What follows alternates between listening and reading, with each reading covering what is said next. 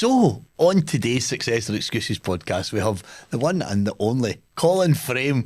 This is a happy day for you, Colin, isn't it? It is indeed, aye. Thanks very much for having me. Yeah, it's a happy day. We've now completed the season at Tynecastle undefeated, and obviously going to the last game with all to play for. So, very happy day. Hearts is special to you. Explain to the listeners, why is Hearts so special to you? Well, biggest special factor is the fact that we're in front of the shirt. That's right, yeah. We've got a huge amount of investment in Hearts, right from the kind of the innovation centre and the academy in there and the charity work and everything else we do.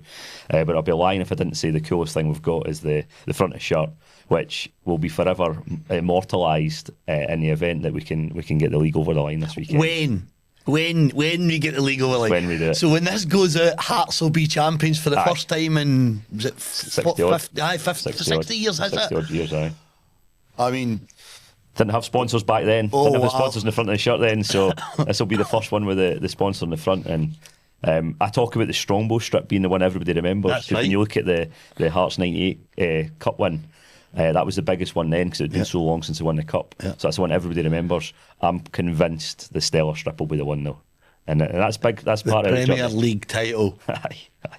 Stella Armada, main sponsor. Aye. I mean, does it get better than That's that? a dream. That's a dream. I mean, I've been calling this for years though. Yeah. I called it 2022 when we taken the away shirt, and then I've called it again in the last couple of years. And I didn't know any of the Tony Bloom stuff then. I didn't know the investment we were going to take. I didn't know the Jamestown Analytics introduction at that time. But you could just tell there was something building and something brewing. And the fact that we've built with Hearts is just phenomenal. It's what an experience. I could see it coming. See when they brought in the CEO. My brain's went blank.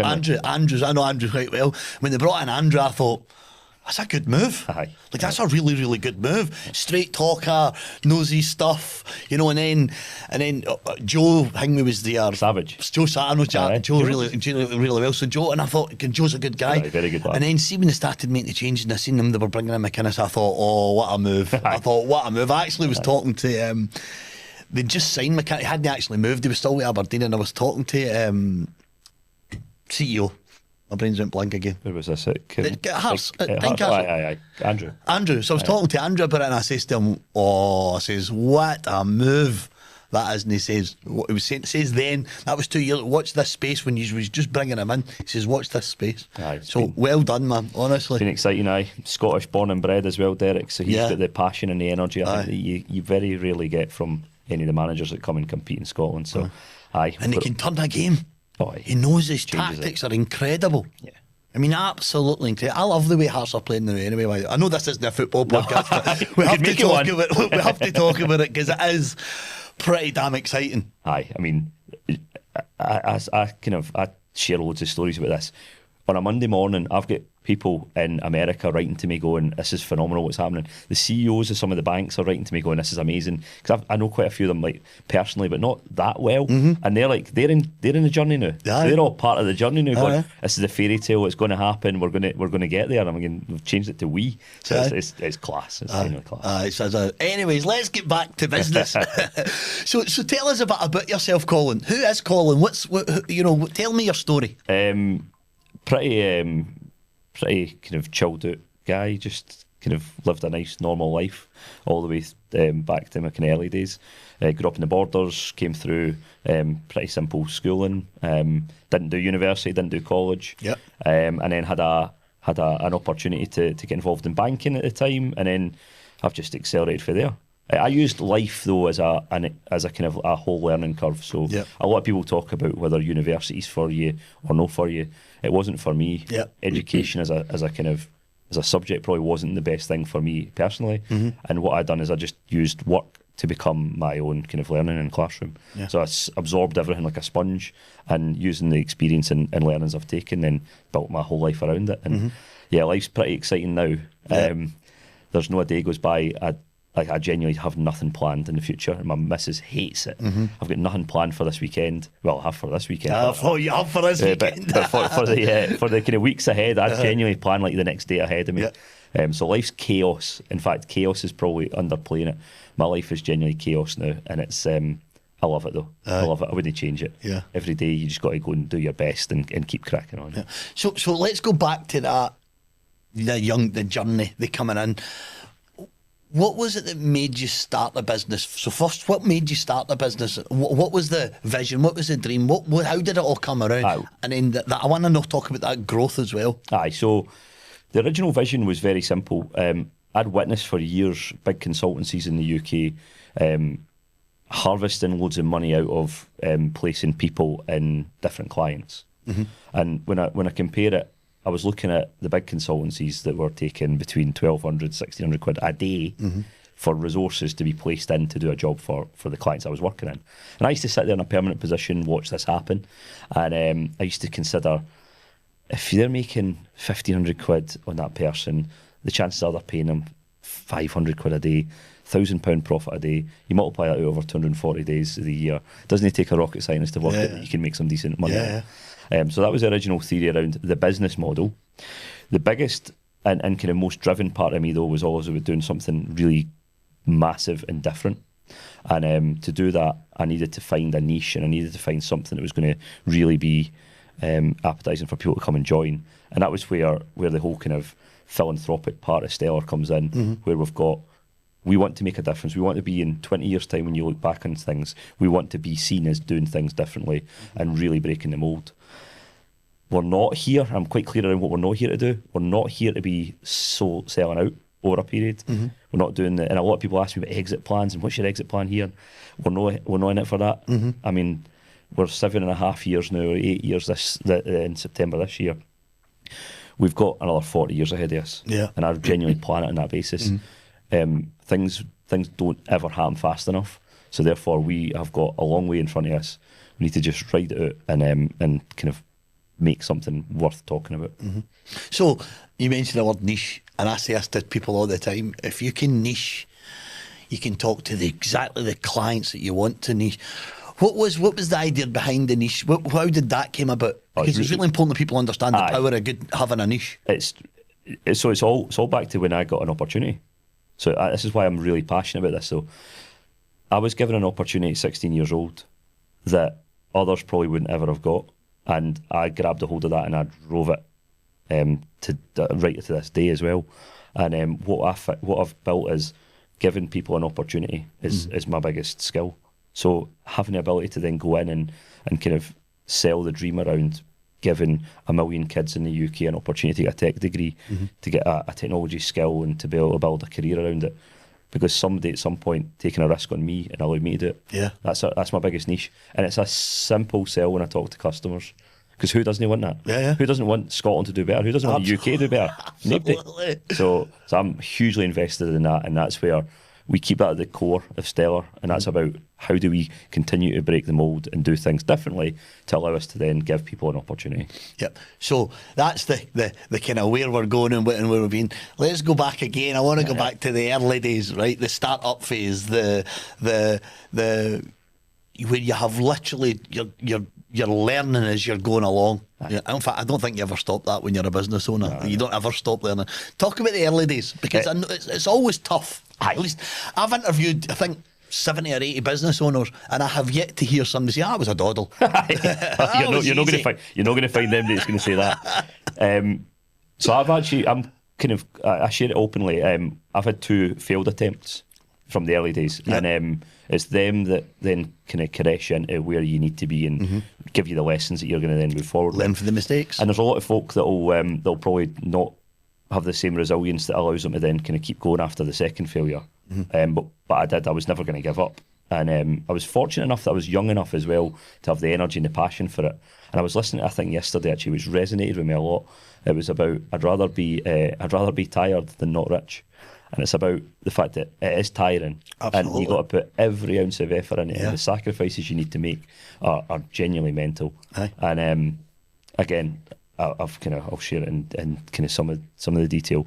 I've been through quite a lot of shit personally when it comes to like divorces and going through kind of child support and kind of separation and losing my house. I was homeless for a period of time.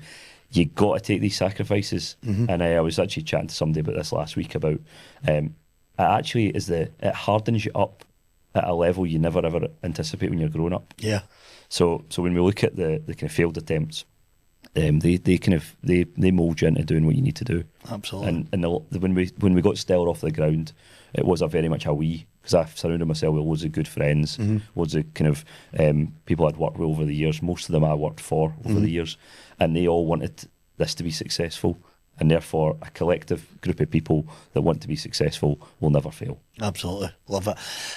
Resilience is the word that really I'm hearing here. Is that, and by the way, I've got a very similar background as well, right? And it's the challenges, it's the failures, it's the things that don't, the breakdown in the marriages, you know, the dealing with not having a house and having to sell everything up because you don't have a choice any longer.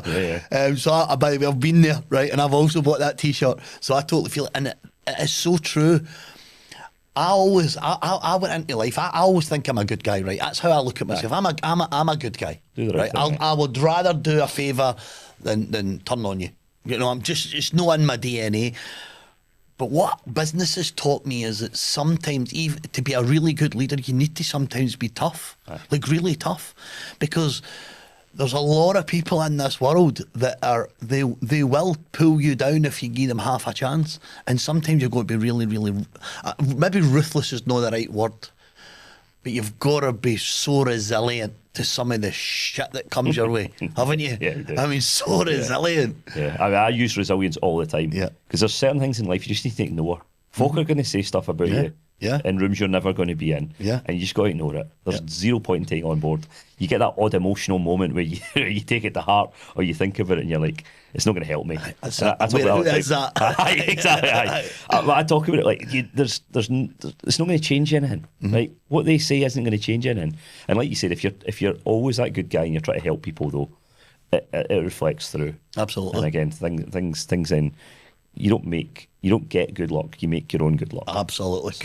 Couldn't agree more, man. In fact, people, and you know, it's really strange, right? When people look at somebody who has built something and been successful, in their brain they're like, but it was all right for Colin because but they don't see the story. No. They don't really know it, and I think that's why podcast lists are really good, because business is tough. Being a leader of a business is tougher. And being a leader of a business that's got a really clear vision about, you know, philanthropy, helping the world, you know, building a better place for us all to live, brings us even a new set of challenges, and people don't realise the shit that we have to go through. No, I know. And I mean, I'm probably create problems for myself by doing this, but I'm always looking at the next thing and the next thing and the next thing. And sometimes you're never finished the first thing you started before you've moved on to something else. So having all these plates spinning at the same time, people just don't understand it. It's exciting though. Yes, it's exciting. It's never a day goes by. It's not exciting, I know. So spinning all these plates. So the one plate you're spinning for the one person that thinks that that's the only plate you're spinning, though, then becomes a leadership problem, because you're like, you have to then support them at the point that you need to get them moving at the right speed, and then move to the next one, then move to the next one, and just keep spinning the plates.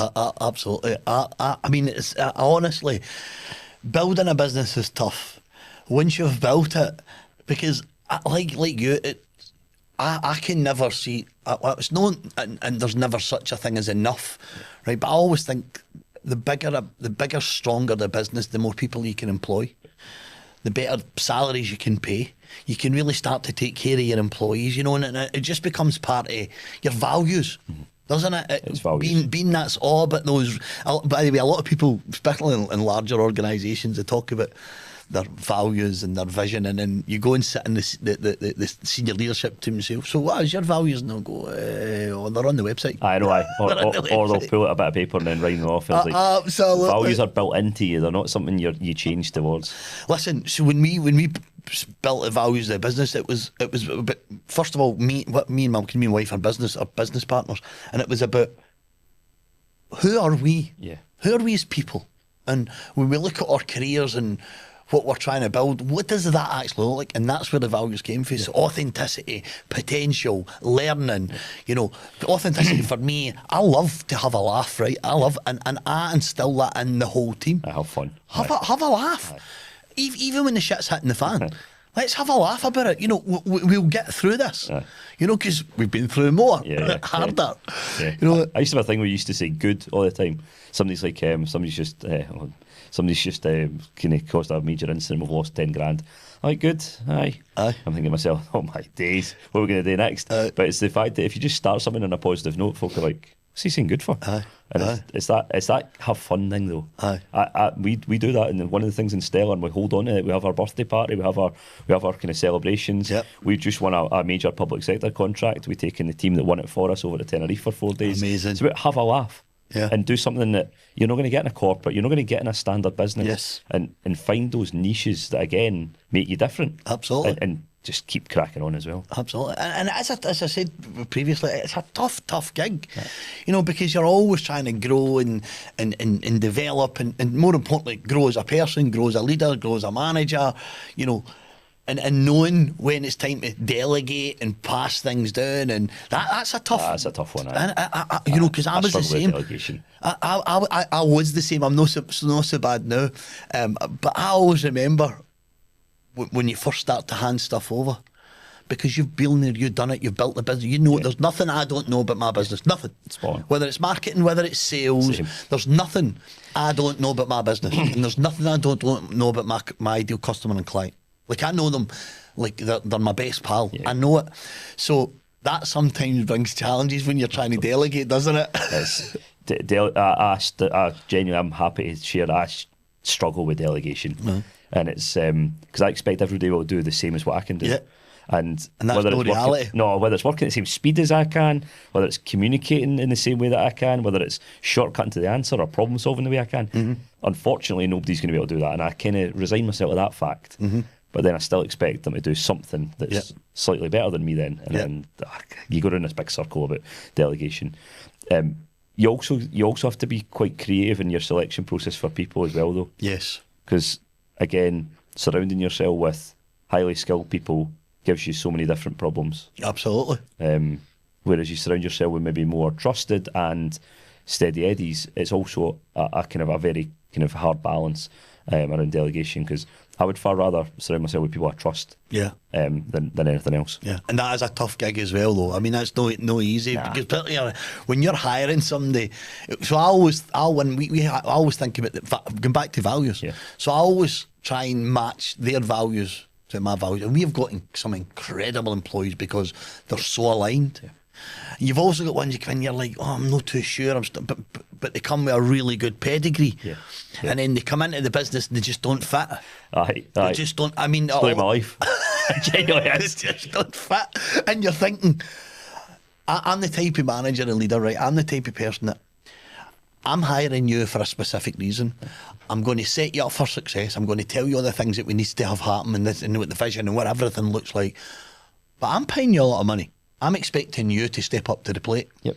And see when they don't, that's a hard pill to swallow, isn't it? I mean, you're like, almost like, with it being really, are these people stupid?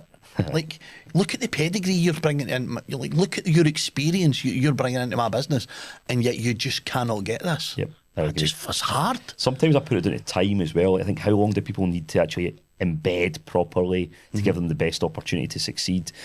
But I feel the pain. I've got exactly the same challenge. We've now built Stellar out to, we're just under 200 people now. Wow. Which is quite hard to now remain in control. Yep. So one of the things I'm needing to consider is, how do we not lose control, or how do we release a little bit more control around, there's going to be people join the business that we're just not going to be able to talk to every day. Like to meet them all when they join the business, like to talk to everybody when they come in. But at the same time, there's a number at some point, I think, beyond this point, where it's going to become even harder. But we've got a tremendous team in Stellar. Like, honestly, the guys that have stuck by us through thick and thin. They're the good guys. They're the good ones, aren't they? They know they've got your back. Aye. And we've got, honestly, the kind of proportion of people in Stellar that have got that trait and commitments are phenomenal. So I'm really privileged to kind of have that kind of position. But you're right, when you bring in, and I find this is when you're hiring, I'll call them heavy hitters, so the high pedigree. I expect them to be able to do everything better than me. I expect them to be able to do all these great things, and it's just maybe just don't fit though. And I think we've been through 3 or 4 kind of in the last maybe 9 months where that's just been the case. And I've also struggled a wee bit with the, how do you move them on at the speed and then replace at the speed, and I feel like it's one of these, this is one of the hardest emotional things you'll deal with, because it's like 4 a.m. you're going, I'm going to have that chat. I'm going to have this chat. And I kind of watching this on the way laughing, going, he definitely misses this. Because some days I'm like, I'm not having it today. I'm not having it today. I'm going to have to wait till next week. That's a next week chat. But I've that's one of the biggest things I've grown myself actually in terms of how honest can you be with somebody? How can you give them feedback? And the chances are when you give them feedback, it benefits them, absolutely, not just you, absolutely. And it's people don't know how to accept feedback because when you're giving feedback, you're doing it for all the right reasons. You're not doing it to have a go. You're not doing you're doing it for all that. So I'm giving you this feedback, and the reason is I can see something in you. I hired you for a reason. There is something you need to be able to see it too, and that's really why we're doing it. But some people just. They can't take it because then they think, well, I'm not good enough. I'm not, who does he think he is? And they start, you know how it goes. You end up with everything like that, yeah. I mean, we talk about sales, and I think I've now resigned myself to this fact. But we've been through 3 or 4 different sales teams, not just salespeople, and it comes back to I'm not sure anybody can sell the business better than me. I swear I was just going to talk about that next. I swear that was my next conversation. I've resigned myself to the fact that, that maybe is true, right? So I'm just going to give up on that bit. But I expect them to get up to a level that's just about as good as me then. And it's not trying to be big-headed about it. I've lived and breathed it for so much longer than them. But I expect them to be able to get to the level that they're going to be able to talk to our customers in a passionate and committed way and refer to the values and look across the toolkit that we've now built and all the different spinning plates that are happening and that's a hard gig. And again, we've again failed a number of times on that. We'll never give up though. We're going to build the best sales team in the world. That's my mission right this second. Yeah, I honestly, I swear I was about to have this conversation because we're the same, right? Sales is probably our toughest gig, right? I can sell my business, and by the way, here's the real truth: I never sell a thing.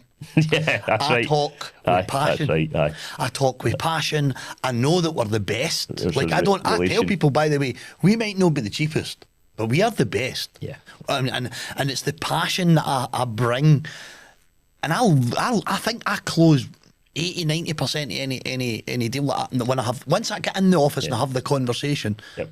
It's a done deal most of the time. And it's just because of how much I live and I breathe, and I know that you can go to other companies and you can go to like really high profile. You can get great leadership management training. You won't ever get training like we offer. No. And here's the difference, and here's why, and here's what we do different. And people buy the story. Right? I tell the story about how the business was created. You know, we were talking about the start, the how. Yep. And I talk about that, and people feel they're part of it then. Absolutely. Yeah. And then it's almost like a no-brainer after that, isn't it? I totally agree. And that's why honestly I talk about the stellar thing. Like, this is the bit of immeasurable kind of success of having the stellar brand on the heart shirt now. Because like I said, there's complete neutrals that are absolutely part of this journey now. They feel like they're on the journey with me. And that's brilliant because some of them are customers, some of them are partners, some of them are suppliers, some of them are just old friends, but they're all on that journey. And because they feel part of it or are relatable to it, then it's an easy journey. Yeah, absolutely. I don't know how we ever solve the kind of the sales thing though. I mean, we've got some really good people that talk about Stellar in a passionate way and kind of deliver to certain clients. But I've genuinely said, put me in front of any client anywhere and I'll be able to sell to them. I'm exactly the same. I'm exactly the same. In fact, I said to our BDM, he was working with a few clients in Scotland, excuse me, and I'd asked him, where are we with this? This has been months now. Well, this has happened. I says, right, you know what, just leave it, let me go and speak to them. So sent an email with a link, really short, really clean. Me and you, we need to have a chat. Basically, we need to have a chat. Give me 15, 20 minutes of your time. And I don't want a Zoom call. I'm coming to your office. Give me 15 minutes of your time.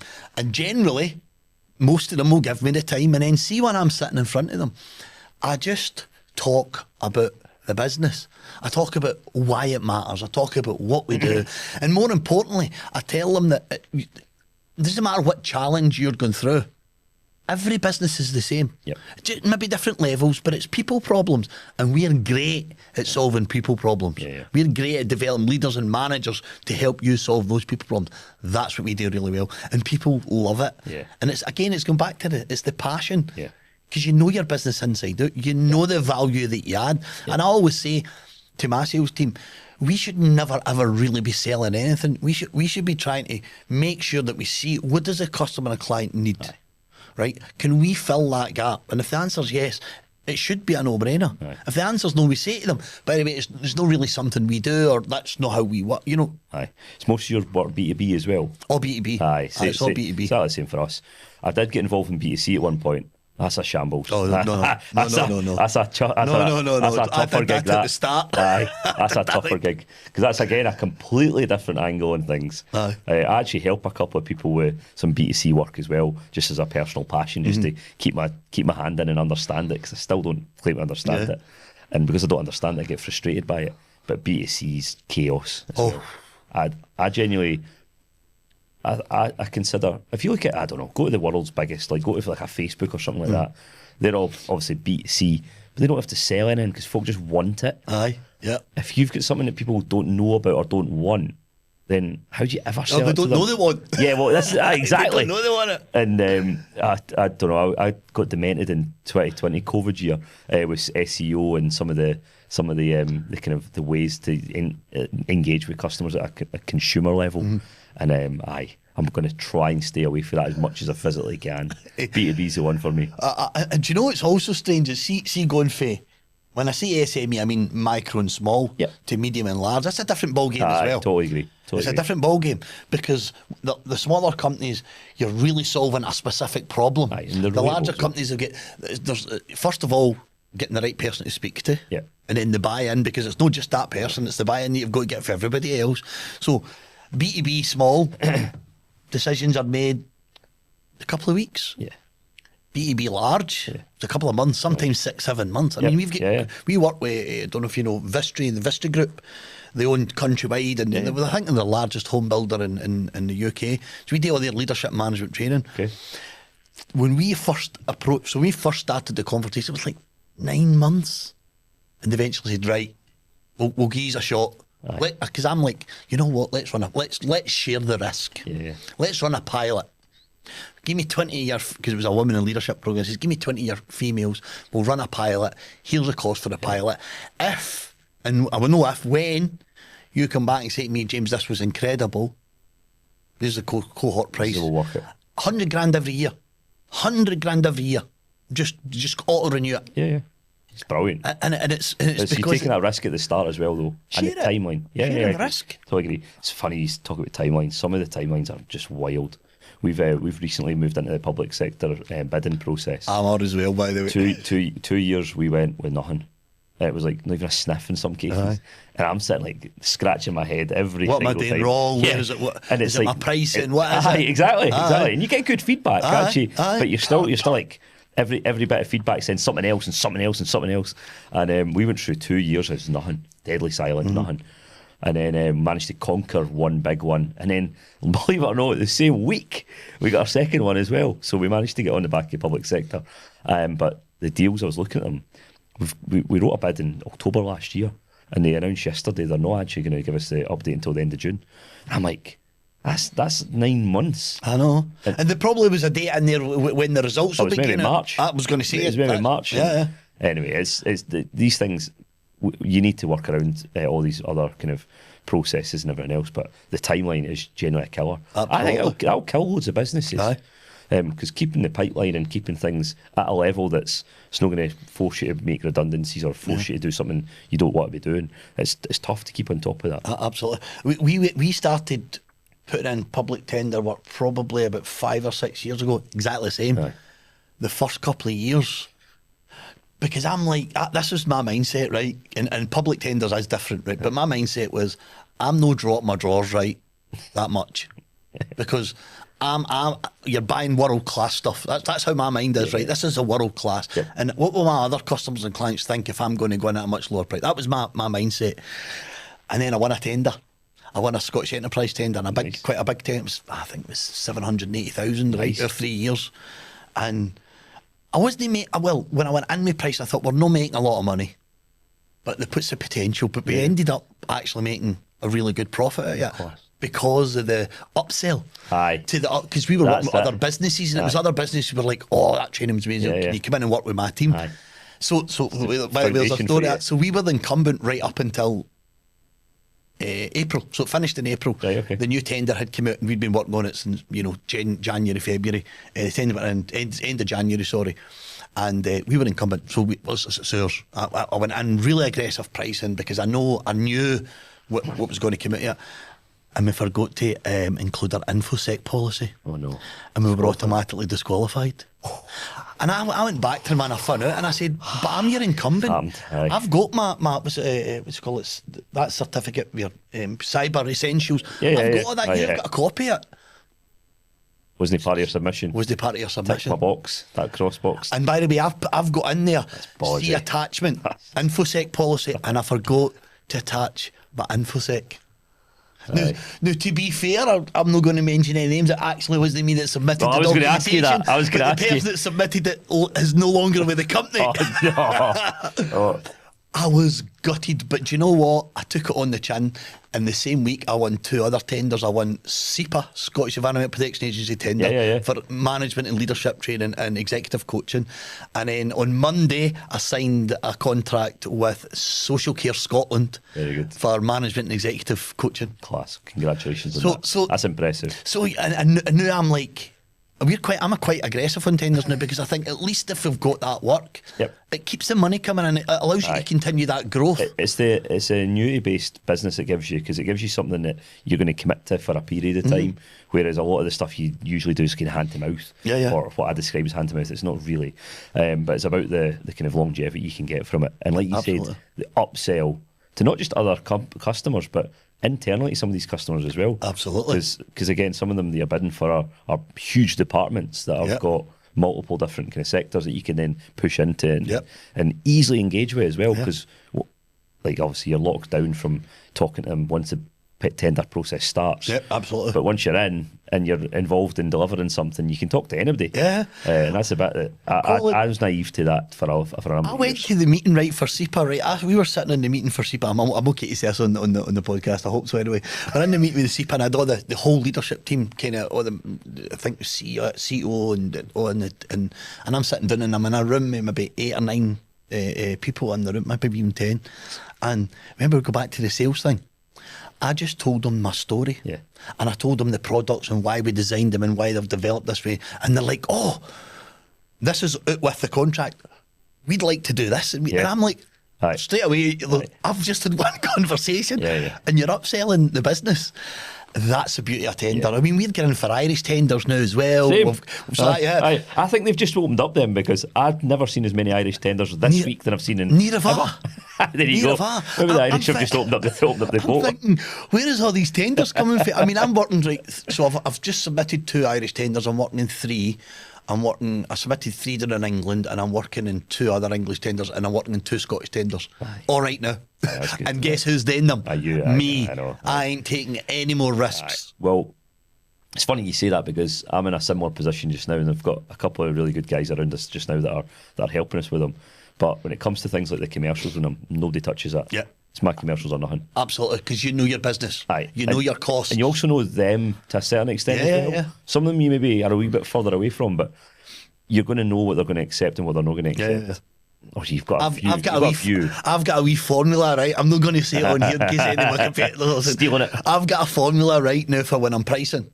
Right? And so far, I'll have no. So the last 2 tenders that I've won, obviously I never won the Scottish Enterprise, but were disqualified. They did give us feedback, by the way. They went through the whole tender. I was disqualified last week. In fact, no, this week, Monday, on a big one for Met Office it was, and it was disqualified on the down selection. And I was thinking, if we'd done the down selection first and saved the 3 weeks worth of work to do the rest of the tender that you've not even read now, then I would have done it differently. Yeah. As I said, the infosec thing, like one thing, but they gave us, even though, because we're incumbent, they still went through the whole tender. They didn't give me any feedback on the pricing, because it wasn't submitted, but they gave me feedback and everything, and it was like top scores on quality and everything. I think their lowest score was on fair work, and that was still a really high score, because there was one wee point I'd missed or something. Anyway, long story short. But since then, I've won the 2 tenders that I've used the formula for. Just it's almost kind of like found the solution. Then I know where my pricing needs to be now. I kind of understand it, right?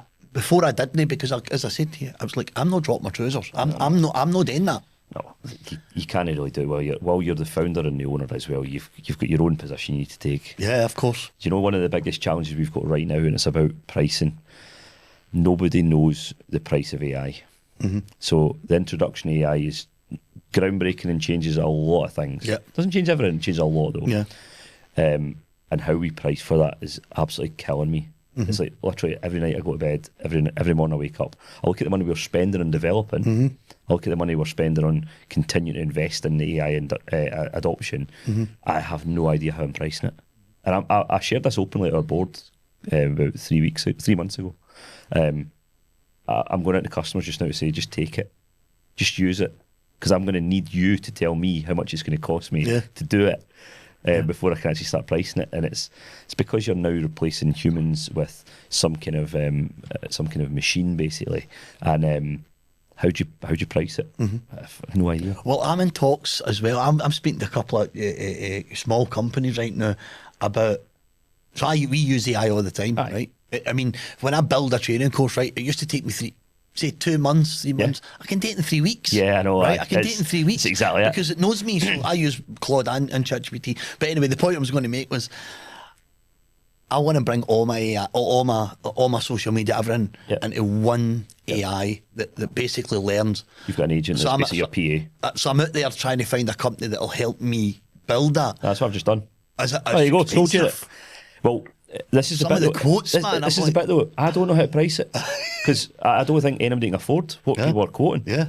So I'm going back this afternoon to go through a public sector AI bot which we've built, or an agent. Sorry, not called bots anymore. Yeah. We've got an agent, and it's all about how does that agent basically sift through and do some decision making for me without me doing anything. Yeah. So we've got 130 odd frameworks. One person looking at that's like, what are they? I don't know, I'm going to make it up now. 50 grand each, two of them. So it's 100 grand a year it costs us to just sift frameworks and actively manage them. I think I can do that with a bot. So if I spend 100 grand investing in getting an agentic kind of agent to put that together for me and know what I'm thinking and then give me a little bit of feedback as a human, then I think I can replace over the period, and therefore I don't need anybody doing that in the future. Yeah. Now, that's when AI is good. If when we can do things like that, that's when it I've value. got it running now, and it's hugely dangerous. So yeah, like I have cold sweats, like literally cold sweats. Going, I've not seen anything for 3 days. Is it fucking still on? like, what's going on here? But whether we like it or not, it's the future that we live in now. And business has to embrace it. I was talking about this yesterday. This whole panic about AI is going to like get rid of everybody's jobs and take over these jobs. Nonsense. Never going to happen. So it's going to make our jobs easier. Exactly. It makes decisions easier. Completely. I describe it though. It's really simple, right?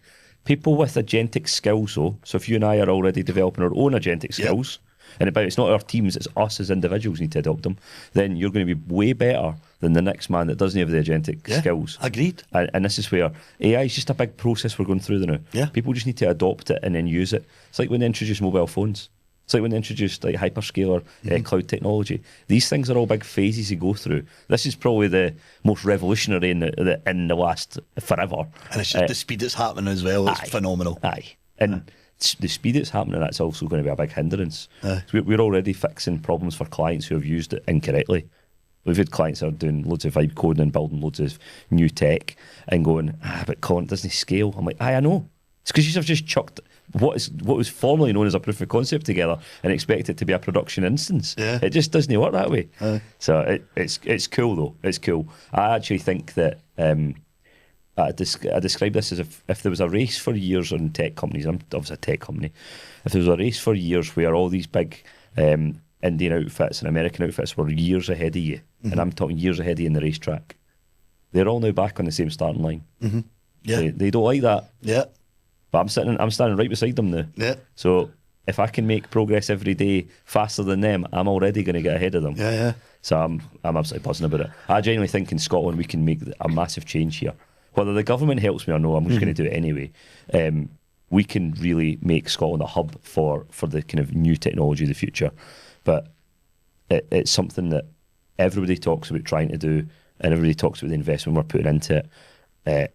We just vote with our feet. We just do it and then tell everybody afterwards. Yeah. And I can genuinely see us making a huge difference in Scotland here. Love it. Absolutely love it. And that's going back to your values and everything. That's going back to probably you as a boy. Aye. The chance that you got and how you want to give that to everybody else. Aye. I also talk about this, so as I grew up in the Borders, it's technically Lanarkshire actually, and bigger. And I was going to say, I thought you had a kind of Lanarkshire accent. South Lanarkshire, which meant that you had to play rugby at school, and then you had to play in the South Lanarkshire leagues against the likes of Lark Hall and things. So it wasn't. It had its perks and it had its downfalls as well. But in the kind of like in the kind of Borders towns like that, I think you work harder. Yeah. And this is no slander on anybody that goes through kind of different schooling and everything else, but I think if you've got that passion and that Scottish commitment as well, I genuinely don't think anybody will ever beat me for work ethic. Yeah, I agree. And it's an interesting thing to chat about, because I go down and do a lot of work down in London as well, and I always say to them, we'll outperform them. And they're like, why do you believe that? I'm like, because I'll work harder than them. It's because I want it more than them. Yeah. And that's one of the traits that's worked really well for me. I talk about this all the time, Colin, right? We're kind of getting time, but a couple of really key points you talk about is that work ethic. Aye. I still work 7 days a week. Yeah. Not because I need to. No, it's right? because Not you want because I to. need to. So this is how I look at it, right? I go to the gym, right? I like going to the gym. So on a Saturday morning, I'll get up early. I'm in the gym at 7, 8:30, 9 o'clock, I'm up the road. Breakfast, I have breakfast, something to eat in the gym at the weekend. So what am I going to do? Yeah, right? exactly. Aye. So I can go into my home office. I've built a big fancy home office. It's amazing. It's got big screen. It's fantastic. And I just immerse myself. You love and the only being in time I stop is for the football. So if the football is on, I'll stop. And even like a Sunday, that's my planning day. That's my getting ahead of the game day. Yeah. Do you know? And Yeah, I love it. Aye, I love it. Aye. My wife's got to drag me out. Aye. See, at night, even on a Monday during the week, she's got to literally drag me out the office. I'm like, just give me another half an hour. I promise I'll be finished before 7. Because I love it. Aye. I can't explain it any other way than I absolutely love what I do. Yeah, I'm identical. And I have this chat, and I've actually got a really great chairman, Royston, who is exactly the same. And he's now, he should have retired years ago. He's in his late 60s now. And Royston says to his wife, talking about retirement and everything else, he says, I don't work anymore. I don't call it work. Yeah. And if I don't call it work, it isn't work. I'm just doing the right thing by finding really cool things to work on, having fun in a way, innovating and breaking the mould, challenging the big players. Yeah. That's fun. Yeah, and absolutely. And if you turn your work into that kind of fun part of it, you'll honestly have such a happier time. And go back to the whole start of the conversation. It's tough, right? It's tough. But I still love it. I know. Like, I cannot imagine, Colin, honest, I cannot imagine ever retiring. What the hell would I do? I just don't. I get in my brain, I'm like, if I ever had to sell my business on, or not that I will, but if it ever happened, I would say, look, part of the deal is I'm a consultant. I'll still help you run this business. Do you know what I mean? You'd get fed up with that quickly. I've seen it happen. But on the basis that it's now somebody else that's making the decision. It's not my problem anymore. I know, But you're right, though. You'd find something else to do, though. I would need to. I would need to. I mean, I've got a list of projects that will last me till I'm about 200 years old. So I've actually already planned for that scenario. Got hundreds of projects. Listen, Colin, we're right at the end of the podcast. Ask all my guests their top 3 pieces of advice in business or in life. What's a bit of somebody's listening, whether you're a business owner, a manager, a leader, you're building something special. What's your advice? Right, I've got a really easy personal one to start with that I've always remembered. You've got 2 ears and 1 mouth. That's so you can listen twice as much as you're talking. Right, really simple, and that's one that I encourage everybody that's talking to clients. Even if you're listening to your partner telling you all the problems you've got, listen. Because if you don't listen, you're not going to learn, and you're also then not going to need to know. My second one's actually one that comes back to football, but also then kind of part of my work ethic, and it's about working hard. I talk about the Sir Alex Ferguson piece all the time, and I had the privilege of actually sitting with my Hearts when he came up. And it's all about work hard, like skills and experience and that you can develop and you can change. But everybody comes into the world the same way, and everybody goes out the world the same way. It's up to you how hard you work in the middle of it. So my second one's always about hard work.